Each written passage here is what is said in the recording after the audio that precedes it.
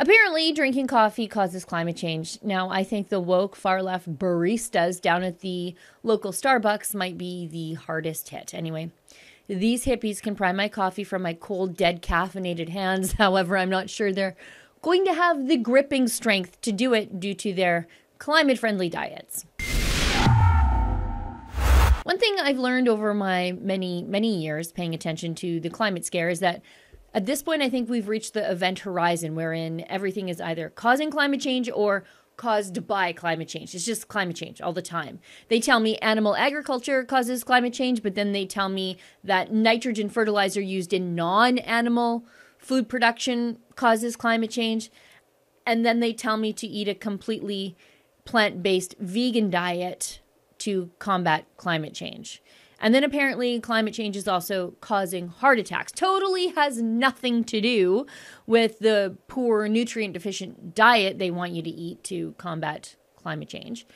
It's this weird feedback loop that you get caught in if you care about this sort of stuff. And that's why it's a great thing that I don't. Because while I disagree with polluting, like actual polluting, I disagree with the idea that carbon dioxide is a pollutant at all. And I think most recycling is a bit of a scam, but that's a big argument for another time. Climate change also causes sudden deaths because there definitely wouldn't be another reason for that to just pop up all of a sudden lately. And these experts are blaming extreme heat caused by climate change, but also the extreme cold for these deaths. And it's not deaths, friends, from heat exhaustion because climate policies make it far too expensive to run your air conditioner in a heat wave. And it's not deaths from extreme cold because climate policies made it too expensive to heat your house through additional carbon taxes. Oh no, it's cardiovascular disease deaths caused by climate change. Okay, sure thing. And then they tell me having kids causes climate change, but then climate change is causing deadly anxiety in children. The good news there is that the high soy diet they want you to eat to combat climate change, well, it's going to take care of any inkling of a reproductively healthy future that you thought you might have had anyway. There's nothing climate change can't do, and there's no end to the things that you use every day in your life that, according to these experts, are causing it. Now, let's go through this kooky article a little bit because in it they make some bizarre insinuations here that if you looked at it another way, you would say, how on earth were they able to even measure these things to come to this conclusion? It's an article in the New York Post. Canadian researchers, yes, because it is always Canadian researchers because we throw money around for these sorts of things. Anyways, these researchers analyzed the contributions to climate change in a piece published in early January and suggested people moderate their consumption of the popular drink, coffee, as part of the solution. The analysis published in The Conversation said that the pollution from preparing the coffee was just the tip of the iceberg. Limiting your contribution to climate change requires an adapted diet, yeah, I bet. And coffee is no exception. Choosing a mode of coffee preparation that emits less greenhouse gas emissions and moderating your consumption are part of the solution, said the researchers at the University of Quebec at Chicoutimi. Now, this is the one part of the article that I find really strange because just yesterday, basically, these same people were demonizing this one method of brewing coffee.